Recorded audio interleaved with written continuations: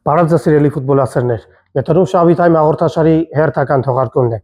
Այսօրվա իմ հյուրը Հայաստանի ազգային հավաքականի նախկին ֆուտբոլիստ, Սթրիթբոլ Արմենիայի համահիմնադիր Դավիթ Մանոյանն է։ Դավիթ ջան, բարև ձեզ։ Շնորհակալ եմ հրավերն ընդունելու համար։ Եվ այսպես մինչ կարիերային անդրադառնալը Դավիթ ջան, մի փոքր ետ գնանք, որտեղ եք ծնվել եւ որտեղից են գալիս ձեր արմատները։ Բարի երեկո Շավոր ջան, իմ արմատները հենց Երևանից են։ Ճիշտ է, պապիկս ծնունդով Դդմաշեն գյուղից է, Գեղարքունիքի մարզ, իսկ մորական կողմս ամբողջությամբ Երևանից են եղել։ Ծնվել մեծացել եմ Երևանի սրտում, հենց հրապարակի մոտ Արամի 30 հասցեում, ու տեղ փոքր տարիքից ամբողջ օրը ֆուտբոլ եմ խաղացել, ընկերներիս հետ, փոքր եղբորս հետ, տենց կամաց սկսվեց իմ ֆուտբոլային կարիերան, մանկությունը հենց սկսվել է, ինչ ասեմ, ավարտվել է, բայց ֆուտբոլը իմ կյանքի մի ամբողջ մաս է զբաղեցնում։ Խոսեցիք մանկությունից, ինչ հիշողություններ են պահպանվել առհասարակ մանկությունից, չգիտեմ, բակային ֆուտբոլ, կարծում եմ բոլոր բակերում ակտիվ է եղել, ձեր բակում ինչպես էր այդ ամեն ինչը։ Շատ լավ էր, շատ լավ մանկություն ենք ունեցել մենք բոլորս, իմ կինն էլ հենց մեր բակից է եղել, միասին ենք մեծացել, նույն բակում, այդ բակում 3 սերունդ է մեծացել, մենք վերջինն էինք, հետո այդ բակը քանդվեց, արդեն այնտեղ լրիվ ուրիշ բաներ են կառուցվում, բայց այդ բակային ֆուտբոլը մեր մանկության անբաժան մասն էր կազմում, թե այդտեղ, թե իմ տատիկիս տանը, երբ որ մի քանի տարի բնակվեցի, Չարբախում դա չի կարելի մոռանալ, որ թախ այդ ֆուտբոլ խաղալը, սկզբում մենք էինք գնում ինչ-որ Բանգլադեշ Բաքում խաղում էինք, հետո ասում էինք դուք եկեք, ճիշտ է, դենց գնալով ինքը արդեն բարդ էր լինում ինձ մասնակցել բոլոր խաղերին, որովհետև կարելի ասել արդեն պրոֆեսիոնալ ֆուտբոլիստ էի դառնում, 13, 14, 15 տարեկան արդեն գրեթե չէի մասնակցում այդ խաղերին, որտեղ վնասված ստանալու հավանականությունը մեծանում էր, այդ ժամանակ էլ երբ որ դու ֆուտբոլով ես զբաղվում, իսկ քո դիմացի թիմում չկան խաղացողներ, սկսում են ոտքիդ հարվածել, ինչ որ ճիշտ է, ես ցենց շատ ցենց բան ունեի, բնավորություն ունեի, որ ընկնում հելնում էի էլի անընդհատ ուշադրություն չէի դարձնում, բայց ամեն դեպքում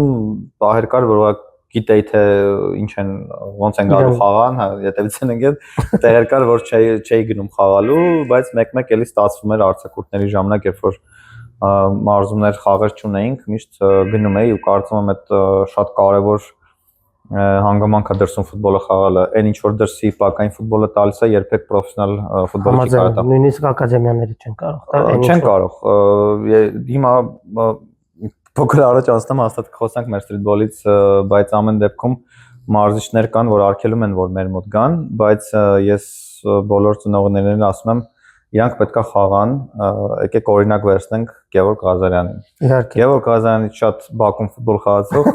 պրոֆեսիոնալ ֆուտբոլիստ դարձած նման կարիերա ունեցող մարդ երևի մեկ էլ Բրազիլիայում կա։ Որտեղ Գևորգը պրոստը ապրում էր Բաքում, երրորդ մասում, պարապմունքից իջնում էր, խաղում էր,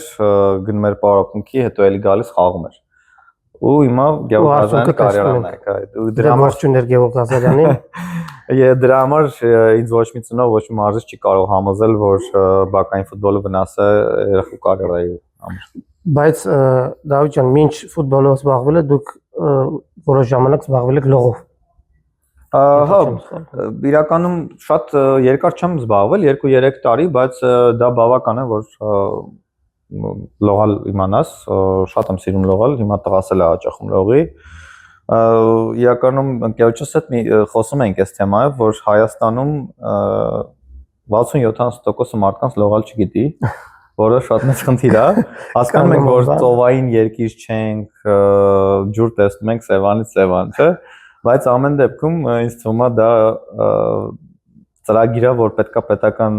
մակարդակով լինի, որտեղ նախ առողջությունը, նախ անվտանգությունը, ամեն դեպքում լողալ իմանալը, չգիտեմ, բաներ կան, որ կարևոր են, ոնց որ ասենք հայերեն տարերը սովորելը։ Համաձայն եմ, չես կարող ասել կյանքի այս կամ այն փուլում ինչպեսի իրավիճակում հայտնվես, դպրոց որտեղ եք դպրոց Մայրկոսկու թիվ 7 միջնակարգ դպրոցն եմ հաճախել, ես էլ, եղբայրս էլ, կինս էլ։ Շատ լավ դպրոց էր, մինչև 6-րդ դասարան լավ էի սովորում, հետո արդեն պատանեկան հավաքականներում խաղալով էլ չէի հասցնում նման տեմպերով ուսմանս ուշադրություն դարձնեմ, մի կերպ կարելի ասել ավարտեցի դպրոցը, բայց իմ ուսումը շարունակում էի ինքնաուսմամբ, այսինքն ինքնաուսմամբ անգլերեն էի սովորում, տարատեսակ ինչ-որ բաներ էի փորձում, չասեմ մասնագիտություն երկրորդ ունենալ, բայց հետաքրքրությունս ինչ-որ տարբեր բնագավառի բաներ շատ էր, դրա համար հիմա այս փոքրիկ անցումը ֆուտբոլից դեպի մյուս բնագավառներ, որ տարբեր տեղերում ինձ տեսնում եք, երևի դրա շնորհիվ է, որ կարողանում եմ համ լեզուներ գիտեմ, 3 լեզու 100%-ով տիրապետում եմ, համ էլ չգիտեմ, ինչ որ կարծում եմ դպրոցեն տեղը չի, որ դու պարտադիր պետք է գերազանցիկ ավարտես, որպեսզի լինես կրթված, բայց ամեն դեպքում ես խորհուրդ եմ տալիս բոլոր պատանի ֆուտբոլիստներին ունենալ կրթություն, ունենալ մասնագիտություն, որովհետև ֆուտբոլը շատ անսպասելի անակնկալներ կարող է մատուցի ու դու մի վայրկյանում կարող ես հենց ֆուտբոլի կարիերան ավարտես, չունենալով ընդհանրապես ոչ մի բազա ուրիշ բան շարունակելու համար։ Չէր կարող ինքնակրթությամբ զբաղվելը անարդյունք չմնալ իրականում։ Տեսեք, եթե գանք պրոֆեսիոնալ ֆուտբոլիստի կարիերային, Փյունիկ։ Փյունիկ, դուք Փյունիկ 2-ից հիմնական կազմ տեղափոխվեցիք շատ կարճ ժամանակահատվածում, ով էր այդ ժամանակ Փյունիկի մարզիչը եւ ինչ տվեց ձեզ նրա հետ աշխատելը, որը պետք եկավ հետագայում կարիերայում։ Եթե չեմ սխալվում, Արմեն Գյուլբուդաղյանցը մի պահ, երբ որ Փյունիկ 2-ի մարզիչներ ու ես իրավորոք հենց Փյունիկ 2-ը առաջին անգամ եկա, այդ պատանեկան ֆուտբոլից դեպի պրոֆեսիոնալ ֆուտբոլ, ասես մեծ տրամպլին ինձ օգնեց ու մնացած այդ սերունդին օգնեց հաղթարել Արմեն Գյուլբուդաղյանցը, որը կարծում եմ ցանկացած երիտասարդ ֆուտբոլիստի համար ամենաիդեալական մարզիչն է, որ դու այդ պատանեկան բանը դասում մոռացի, ասես գալիս էր ոտքից էր կանգնում, ասում էր դիսպեչեր մնացել է բան երթուղային տաքսիների այն ժամանակ կար, ասում է դիսպեչեր չկա ֆուտբոլում, դու պետք է ամեն ինչ անես, դու պետք է թռնես գլխով պայքարես, հաղթես, կապ չունի քանի մետր է բոյով քեզանից, ու տենց իմ մոտ էս ձևավորվեց այն մնացած ֆուտբոլային բաները ունակությունները, որ ես մինչև այդ ուշադրություն չէի դարձնում, այսինքն տենց տեխնիկապես լավ էի, դաշտն էի տեսնում, արագ էի, ինչ-որ սիրուն փոխանցումներ, պասեր, գոլեր, ու այդ մի տարվա մեջ տենց մի անգամից ինձ փոխեց, ես դարձա ամենաշատ գնդակ խլող, ամենաշատ պայքարների մեջ մտնող ու տենց մինչև հիմա էլ այդ բնավորությունս մնացել է, ու հենց Փյունիկում այդ պահին ինքն էր, բայց իրան հետո փոխարինեց Վարդան Մինասյանը, բայց առաջին խաղերը հենց իր օրոք էի խաղում Փյունիկում, ոսկե խաղին մասնակցեցի, արդեն Վարդան Մինասյանն էր, երբ որ Փյունիկով չեմպիոն դարձանք 2008 թվականին, ու դրանից հետո արդեն լիարժեք 2009 թվականի մրցաշրջանը լիարժեք Մինասյանի օրոք անցկացրեցի Փյունիկում, 2009-10 թվականները այն ամենայն այնց կարելի ասել արագ ֆիզիկապես արագ էի, որ ամեն ինչ իդեալական վիճակում էր, ճիշտ է 2009 թվականի գրեթե 6 ամիս անցկացրել եմ պատրված մենիսկով, չգիտեմ ոնց կարողացա տենց խաղալ 6 ամիս, այդ տարի ստացա լավագույն երիտասարդ ֆուտբոլիստ, լավագույն հեռանկարային ֆուտբոլիստ մրցանակները, դարձանք սուպեր գավաթակիր, Հայաստանի չեմպիոն դարձանք ու այդ սերունդը հետո հետագայում 2009-10 թվականից հետո համալրեց մեր հավաքականը, որը հիմնականում այդպես Փյունիկի եւ նաեւ Բանացի հենց սաներն էին, որոնց հնարավորություն էր տրվել խաղալ, որտեվ ես հիշում եմ Զագրեբի Դինամոյի հետ խաղին, որը 0-0 ավարտվեց Երևանում, որտեղ կային Մանջուկիչ ու տենց շատ մեծ ֆուտբոլիստներ խորվաթական ֆուտբոլի, ճանաչված ֆուտբոլիստներ 0-0 ավարտեցինք, հիմնական կազմից 5-6 հոգի 90-89 թվականից ծնված տղաներ էին, 18-19 տարեկան։ Ունենք ճիշտ է Փորձառու Սարգիս Հովսեփյան, Մարկոս Պիզելի, մեծ կողքին,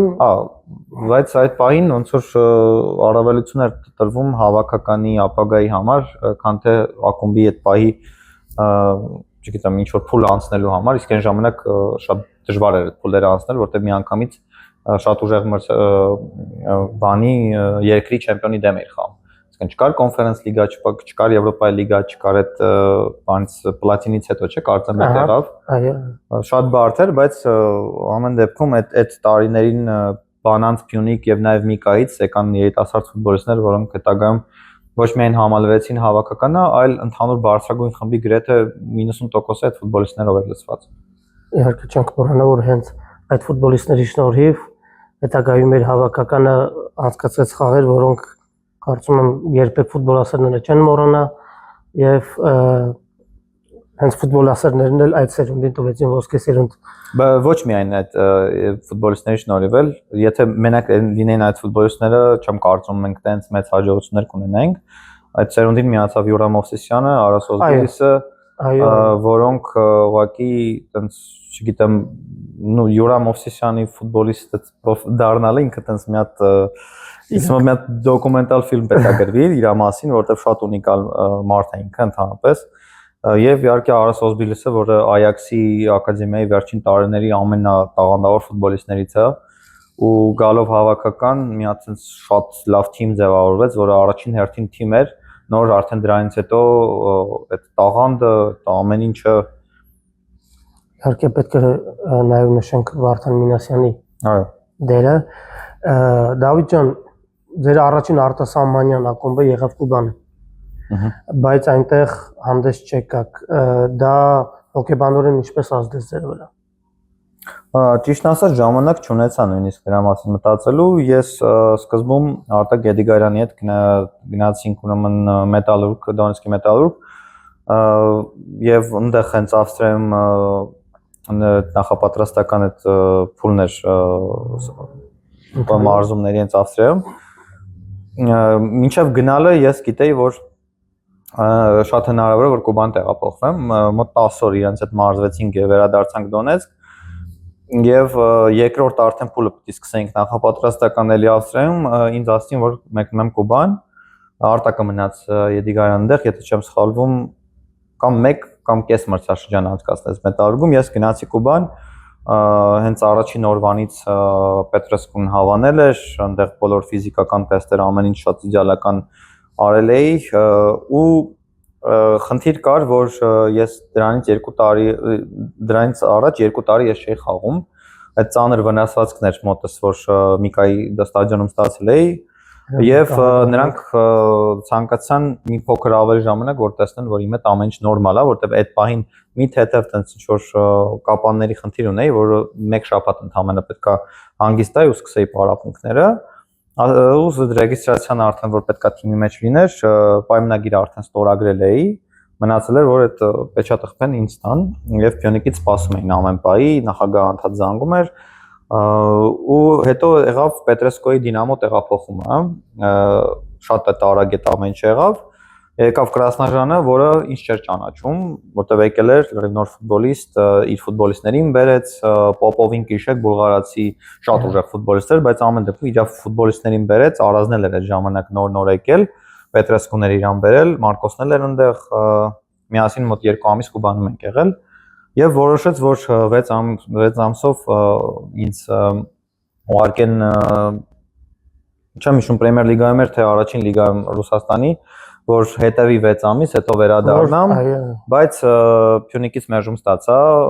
շատ էին ջղայնացել, որ 2 ամիս այնտեղ եմ ու ոչ մի կերպ այդ հարց չի լուծվում, հիմա ինչ որ նոր բան եմ որոշել։ Ասացին, որ վերադառնամ, որպեսզի տեղափոխվեմ արդեն եկող, կարծեմ ձմեռը պետքա տեղափոխվի, այդ ամեն ինչ համարն էր։ Վերադարձա ու այդ ձմռանը, որ պետքա արդեն տեղափոխվեի նոր ակումբ,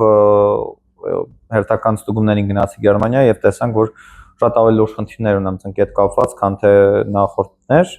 եւ միանգամից իրադարձություն, էլի 1 տարի դադար ու տենց մինչեւ 2026 թվականը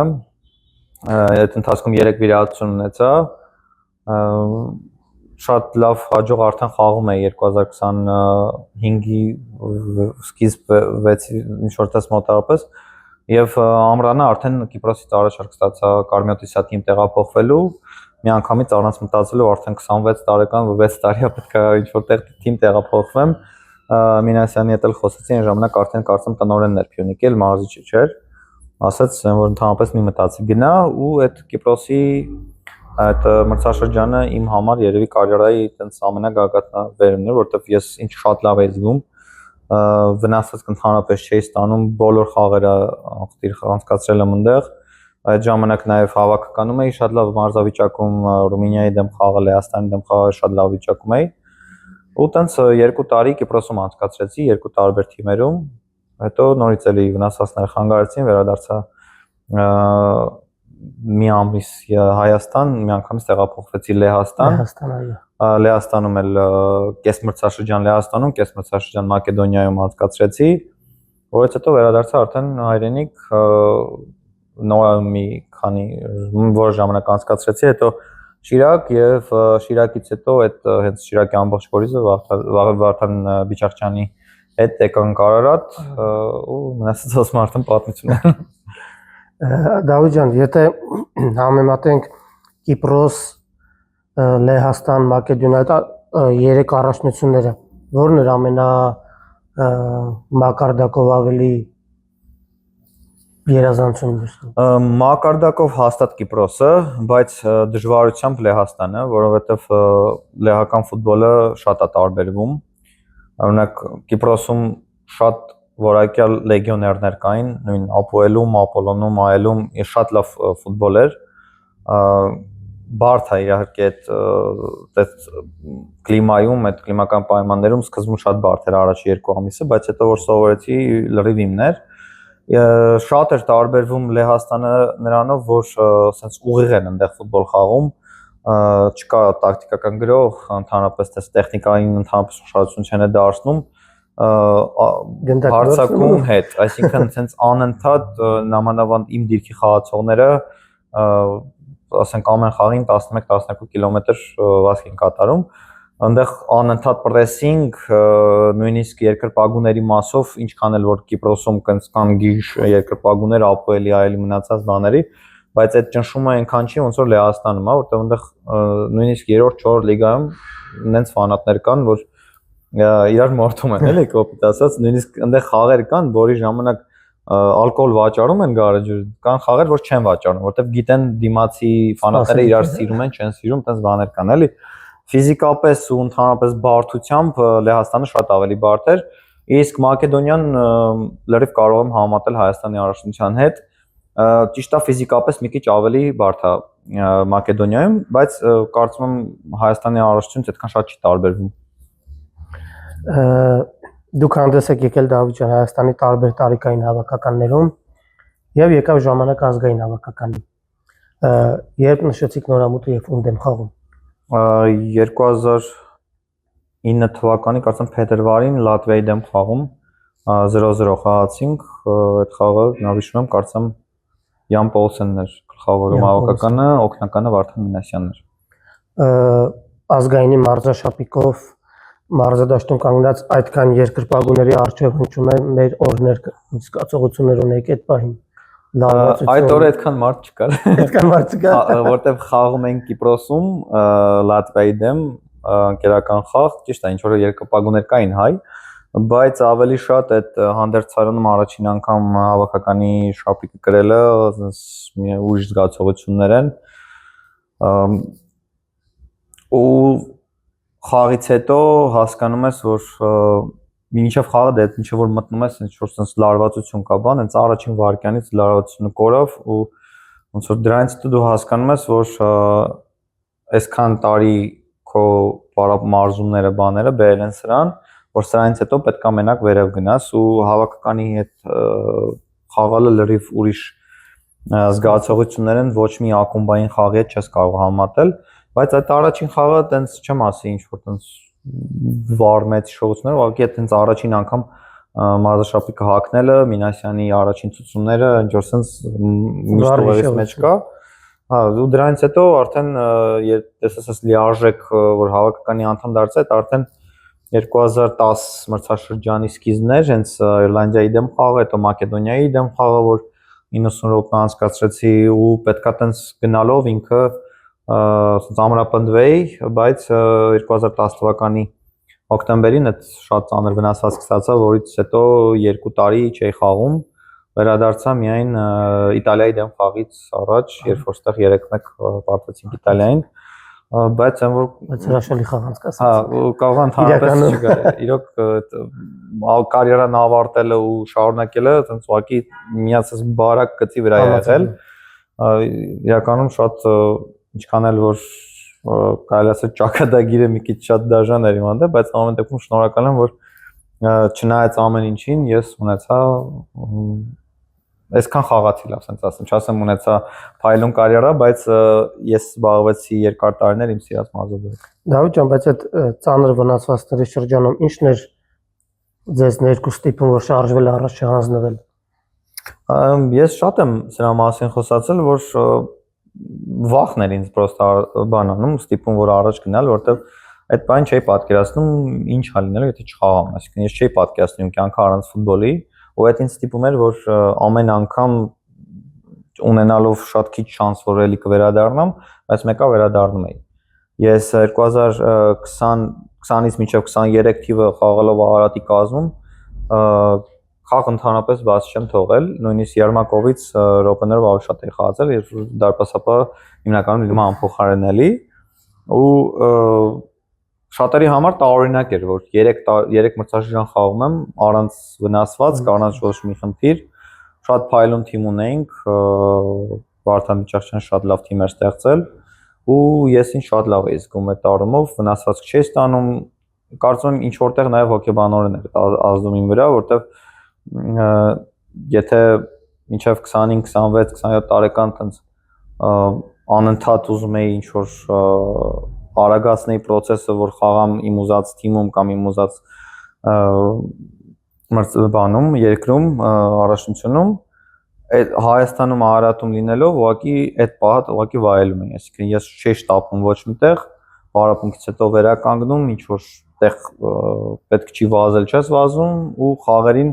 100% տրվում ես, կարծում եմ այդ իր արդյունքը տվեց։ Տարիներ առաջ դուք ունեցել եք մտահղացում, գաղափար, որն այսօր արդեն իրականություն է։ Սթրիթբոլ, ինչ է դա իրենից ներկայացնում, այն ֆուտբոլասերները երկրպագուները ովքեր չգիտեն, մի փոքր պատմենք ինչ է իրենից ներկայացնում եւ ինչ մարզաձևեր են մտնում դրա մեջ։ Streetball Armenian հիմնադրեցին ես եւ Հայկը 2023 թվականին, Հայկ Աղաքարյանը։ Գաղափարը իմ մտքում պարզ էր, որ ուզում եմ բակային ֆուտբոլը նորից վերադարձնեմ Երևան, այդ բանին ուզում եմ իրականություն։ Այո, որ դուրս գան այդ հեռախոսների մեջից, այդ մնացած ամեն ինչից, շատ վատ կոնտենտից եւ դուրս գան խաղան, ունենան այն մանկությունը, ոնց որ մենք ենք ունեցել, բայց ինքը մի հատ փոքր գաղափարից միանգամից վերածեց մի հատ շատ մեծ գաղափարի, որովհետեւ իմ օրը իրական շատ արագ է աշխատում ու երբ որ Հայկի հետ խոսում էինք, որ ծանոթացանք, տեսա իր լսարանը երեխաներից բաղկացած որ շատ էին, դրա համար իրա այդպես ուզեցի որ սկսենք, որովհետեւ մի անգամից երեխեքը կարային իմանային դրա մասին, համ էլ Հայկը շատ մեծ ֆուտբոլի երկրպագու է, այդպես ֆանատիկ ֆուտբոլ սիրող, դրա համար որ սկսում ենք ֆուտբոլի բանով, ես ասացի, բայց արի բասկետբոլն էլ միացնենք, ինքը մի քիչ այդպես սկեպտիկ էր այդ առումով, թե ինչ ենք մենք հասկանում բասկետբոլից, ես լինելով շատ մեծ բասկետբոլի ֆանատ, ամեն դեպքում այդպես ներքին այդ խոհանոցը այդքան շատ չգիտեի, բայց քանի որ ֆորմատը 3-3-ի դեմ էր մեր մոտ, բասկետբոլում 3-3-ի դեմ ֆորմատ օլիմպիական մարզաձև արդեն եղավ հենց 2020 թվականին կարծեմ Տոկիոյում, եւ հենց առաջին միջոցառման ժամանակ մենք ունեցանք համ ֆուտբոլ, համ բասկետբոլ, ու դրանից հետո արդեն գնալով ինքը մեծացավ, ձեռք բերեցինք մեր այդ 3-3-ի դեմ դաշտը, որը ընդհանրապես Հայաստանը ոչ մեկ չունի բացի մեզնից, օղակը ու այդ բոլորը տանում էինք մեր հետ տարբեր մարզեր, անցած տարի սկսեցինք Հայաստանի գավաթը, սթրիթբոլի, որը իր մեջ ներառում էր փողոցային ֆուտբոլի եւ բասկետբոլի առանձին մրցաշարեր եւ մեկ եզրափակիչ Երևանում, այսինքն 11 մրցաշար, Երևան 10 մարզ եւ եզրափակիչ։ Իսկ այս տարի արդեն նաեւ մեզ միացավ break dance-ը, որ էլ բոլորը 10 մարզերում ունեցանք եւ Երևանում եւ նաեւ skateboard-ը, որը անցած տարի էլի ինչ որ միջոցառումների ժամանակ օգտագործում էինք որպես այդ փողոցային կուլտուրայի մի մաս, Այս տարի ավելի տենց մեծացրեցինք, որ մարզերում էլ դա լինի ու շատ սիրուն ամեն ինչը զարգանում է, ոնց որ մենք մի հատ համայնք ենք մեծացնում, ձևավորում, որը ոչ միայն ֆուտբոլի, բասկետբոլիստներով սկսում ավարտում, այլ break dance, skateboard, նույնիսկ բասկամարտ, freestyle-ն էլ շատ break dance-ի եւ skateboard-ի նման շատ արագ թափ առավ, որովհետեւ մարզերում իրոք կարոտ են տենց բաների։ Իրականում նույնիսկ break dance-ի մասով վստահ եմ, որ շատերը ուղղակի առաջի անգամ էին տեսնում նմանատիպ պարեր, իսկ այս մեր երեխեքի համար մեծ բեմ էր ինքը, որ իրանք անընդհատ մրցեն, այդ բաթլների, այդ մրցումների շնորհիվ է, որ իրանք ուժեղանում են ու 5 ամիս առաջ ու հիմա շատ մեծ տարբերություն է։ Վերջերս Երևանի Երևանի ժամանակ Սախրավերապարակը մենք ենք սպորտային բանը կազմակերպել եւ ես տեսա շատ մեծ տարբերություն, երբ որ սկսում էինք Գարնանը եւ հիմա երեխեք իրոք շատ ուժեղ ոգևորված ու իրանք աճել են այս ընթացքում, որովհետեւ այդ ոնց է ֆուտբոլը որ խաղալով ես ուժեղանում, մենը break dance-ը պարելով ես ուժեղանում, մենակ այդ բաներում զալերում սովորելով, պարելով ինչ որ տես բաներով չես ուժեղանում, իսկ այս բաթլների ժամանակ այդ մեկը մեկի դեմ այնտեղ տարբեր ձևաչափեր էինք ունենում, իրանք շատ ուժեղացան ու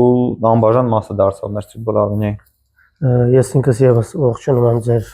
գաղափարը, ձեր նախաձեռնությունը եւ իհարկե հաջողություն եմ մաղթում այդ հրաշալի մտքին, հրաշալի գաղափար ու մեծ փոփոխություն իրականում դա եղավ հայ իրականության մեջ, որովհետեւ շատ երեխաներ արդեն կտրվել են հեռախոսներից ու դասերից հետո, դպրոցից հետո երևի թե հաջորդ միտքը թե երբ է լինելու հաջորդ մրցաշարը։ Դե մի քիչ բան է, որ շատ չափազանցված է կտրվելը, որտեվ այդ հաջորդ միջոցառման մասին իմանում են հենց հեռախոսից, բայց ընդհանուր վերցրած իրականում անբաժան մաս է հեռախոսը, ուղղակի պետք է հասկանալ երբ ես օգտագործում, երբ չպետք է օգտագործես։ Մի բան կասեմ, որ այդ մեր միջոցառման ժամանակ ընդհանրապես հեռախոս չեն օգտագործում երեխեք, այսինքն իրանք օգտագործում են մենակ մեր հետ նկարվելուց կամ ինչ որ տենց բաների համար։ Հիմնականում իրանք տարված են այդ միջոցառումով, որտեղ բացի մրցաշարերը մենք ունենք ֆան զոնա, որտեղ խաղում են ինչ որ համ բասկետբոլի մասով, համ ֆուտբոլի մասով տարբեր տեսակի ինչ որ զբաղմունքներ ունենք, նույնիսկ այն մարդկանց համար, որ մրցաշարերին չեն մասնակցում, այդ ուղղակի բոլորի համար է։ Ու տենց զգում ենք էլի, որ առավոտից երեկո իրանք կտրված են այդ հեռախոսներից, բայց դե այդ մի օրը շատ քիչ է։ Հիմա Երևանում բակերում շատ տեղեր արդեն այդ դաշտերը կառուցվում են, կառուցվել են շատ մեծ քանակի, տեղեր կան լավ, տեղեր կան վատ, բայց ամեն դեպքում փոփոխություն տեսնում եմ դրական։ Մենք էլ ենք փորձում այդ ամեն ինչին աջակցել, մեր հնարավորության սահմաններում տեղադրում ենք օղակներ ֆուտբոլի, նաև դարպասներ եւ չգիտեմ, եթե ունենանք ավելի մեծ աջակցություն, իրականում այդ մասով մտածում ենք, շատ ավելի մեծ բաներ կարանք անենք ոչ միայն Երևանի, այլ մարզերի համար, որտեվ իմ համար օրինակ շատ օրինակ է, որ Վանաձորի նման մեծ քաղաք, որ ունի շատ մեծ քանակությամբ բնակիչ, չունեն ընդհանրապես դրսում բասկետբոլի դաշտ, ֆուտբոլի դաշտ։ Վանաձորը ամենամեծ մասնակիցների քանակն է մեզ ամեն տարի տալիս Երևանից հետո, կարելի ասել Երևանի հետ եթե համաչափ 450 հոգի է մասնակցել այս տարի Վանաձորի մրցաշարին եւ ուղղակի շատ վատ է, որ այդ մի օրով են սահմանափակվում։ Իրանք պիտի դրանից առաջ, դրանից հետո ունենան տարածք, որտեղ ամեն օր կհավաքվեն, որտեղ կխաղան, կկրվեն, կբարիշեն, ոնց որ մենք ենք արել։ Դավիթ ջան, մինչ ավանդական հարցերին անցնելը փորձենք կազմել ձեր խորհրդանշական հավաքականը 11 ֆուտբոլիստ, ովքեր ձեր կարծիքով լավագույնն են ամբողջ աշխարհում։ Թե ներկա դրությամբ խաղացող, թե ավարտած կարիերան։ Դարպասապա։ Լավ։ Դարպասապա։ Շատ բարդ է։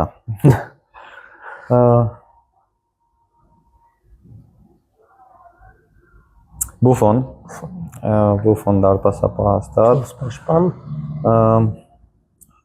Պույոլ մեջտեղում, Ռամոս, Ռոբերտո Կարլոս, Դանի Ալվեշ, ցախ աջ։ Մեջտեղում Պիրլո։ Ուզում հասկանամ հենոին ցախ տանեմ, թե մեջտեղ տալեմ։ Չի սիրում մեջտեղ ինքը։ Լավ, Հենրիկ Մխիթարյան։ Ձախաչը ինքը կորոշի։ Մենք Ինքը ազատ ենք թողում իրան։ Կարա ինքը առաջ գնա։ Պիրլոն թողում մեջտեղում լինի։ Մեջտեղում Պիրլո Մխիթարյան երրորդ։ քիչ բարթանում եմ Բուսկեսին շահում, բայց երևի Ինյեստա։ Ձախից Ռոնալդինյո, աչից Մեսի եւ հարձակվող Ռոնալդո իսկական ֆենոմենալ։ Գլխավոր մարզիչ Դավիթ Մանուել։ Չէ, գլխավոր մարզիչ ընտրած կազմը։ Չէ, ինձ թվում է մի վարքան էս ասում, գլխավոր մարզիչում կտայի։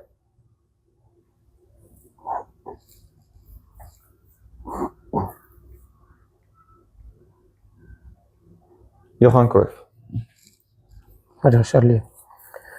Եվ անցնենք ավանդական 10 հարցին, որ ես տալիս եմ իմ բոլոր հյուրերին։ Եթե մեկ բառով նկարագրեք ինքներդ ձեզ, որ բառը կլինի դա։ Պարզ։ Որ հատկանիշն է ամենաշատը գնահատում մարդկանց մեջ։ Ասեմ պարզությունը, չէ, բոլորը պարզ։ Չէ, մարդ լինելը։ Մարդ լինել։ Ով է պատմության լավագույն մարզիկը։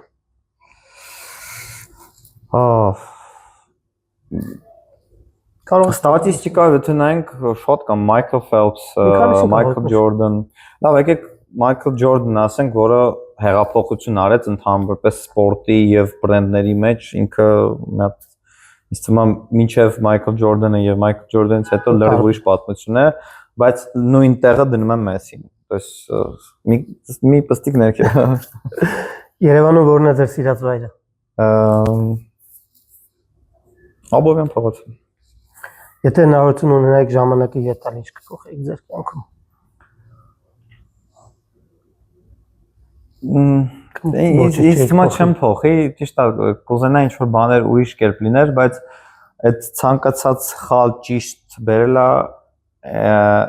իմ հիմիկվայում ներկային, որ ես ունեմ, որից ես շատ գոհ եմ։ Շնորհակալ եմ, դրա համար ոչ մի չի փոխի։ Բոլոր ժամանակների մեծագույն հայը կամ հայերը մի քանիսին էլի կարող եք նշել։ Մի քանիսին եկեք նշեմ, Շարլ Ազնավուր, Հենրիկ Մխիթարյան, որի մասին շատ քիչ է խոսվում, թե ինչքան կարևոր դեր ունի նա Հայաստանի ներկայի եւ ընդհանրապես նույնիսկ անցյալի ներկայի եւ ապագայի համար։ Համաձայն եմ։ Եկում շատ կան։ Տիգրան Պետրոսյան, Արնո Բաբաջանյան, Արամ Խաչատրյան։ Շատ իրականում շատ են։ Բոլոր նրանք, ովքեր թեկուզ մի այսքան ներդրում են ունեցել Հայաստանի, չասեմ զարգացման, բայց Հայաստանի համար անունը բարձր պահելու։ Ամենաբարձր պահելու Լևոն Արոնյան, ինձ թվում է բոլոր ժամանակների top 3 մարզիկների մեջ է երևի Հայաստանի։ Արթուրը Ալեքսանյան շատ են, իրոք շատ են, որ շատ են։ Թվարկենք 100-ը կանցնի երևի։ Եթե կարճ ձևակերպենք Դավիթ ջան, ինչ է ձեզ համար ընկերությունը։ Ընկերությունը միշտ ճիշտը խոսել է, եթե նույնիսկ դա ցավոտ է ճիշտն ասելը։ Ընկերոջ հետևից չխոսելը։ Չգիտեմ ինչ ասեմ։ Ցանկացած բան պատրաստ լինել օգնել, թե լավ, թե վատ ժամանակ, չգիտեմ, լինել պարզ, լինել ճիշտ, չխաբել։ Այո, ճիշտ իրականում ունեմ ընկերներ, որ հիմնականում մենք արժեքները կիսում ենք, բայց լրիվ տարբեր մարդիկ ենք եւ դրա համար կարծում եմ ինչ որ մի հատ ընդհանուր բան կա, որ ընկերասության մեջ, ընկերության մեջ պետք է լինի, կապ չունի թե ինչ հայացքներ ունեք ընդհանուր կյանքի, չգիտեմ, նախասիրությունների, քաղաքական։ Բացի Հայաստանից ուրիշ որ երկրում կապրեիք։ Ոչ մի, իմ համար Հայաստանը, չգիտեմ, իմ տունն է, իմ հայրենիքն է, ես այսքան ժամանակ երբեք չեմ պլանավորել ուրիշ այլ երկրում ապրել։ Շատ երկրներում եմ եղել, բայց երբեք մտքումս չի եղել, որ ինչ որ ծրագրեր, պլաններ ընտանիք կազմել այլ երկրում։ Կարծում եմ ես այստեղ շատ ավելի պետք է կանեմ իմ երկրին, քան թե դուրսը մի հատ ինչ որ ուրիշ երկրի։ Լավ պատասխան ես։ Իր որը միշտ ձեզ հետ է։ Դե երևի հիմա հեռախոս։ Եվ վերջում, ինչի մասին այսօր երազում Դավիթ Մանոյանը։ Եթե այսպես փորձենք կարճ սահմանում տալ։ Երազում եմ, որ մեր երկրում ընդհանրապես էլ պատերազմներ չլինեն, խաղաղ լինի։ Եվ նաև որ մեր այս նոր սերունդը լինի ավելի լավը, քան մենք ենք եղել, որովհետև դա կյանքի միակ ճիշտ ճանապարհն է, որ պետք է ամեն սերունդ կատարելագործի իր նախորդ սերունդը, որը եթե ճիշտն ասեմ, մի քիչ տենց մտավախություն ունեմ, որովհետև տեսնում եմ եւ լավը եւ վատը։ Հիմա մենք փորձում ենք այդ լավը դրականը դեպի դրականը բրթող կողմը լինենք, ու դրա համար էլ չասեմ երազանք է Streetball Armenian, բայց ես այդտեղ մի բան գտա, որի միջոցով կարող եմ շատ երեխաների, երիտասարդների կյանքին դեպի լավ կողմը ազդեմ։ Դրա համար չասեմ երազում եմ դրա մասին, ես արդեն տեսնում եմ, որ կարող եմ դա անել, բայց դրա համար կասեմ, որ թող ամեն ինչ խաղաղ լինի, մենք էլ ամեն ինչ անենք մեր կողմից, որ մեր նոր սերունդը ավելի լավը լինի, քան մենք։ Շատ շնորհակալ եմ Դավիթ ջան։ Այսպեսին էր սիրված ֆուտբոլիստ Դավիթ Մանոյանը։ Ձեզ հետ Շավարժ Հարությունյանն էր։ Շնորհակալ եմ ուշադրության համար, կհանդիպենք ՑՏՍ-ում։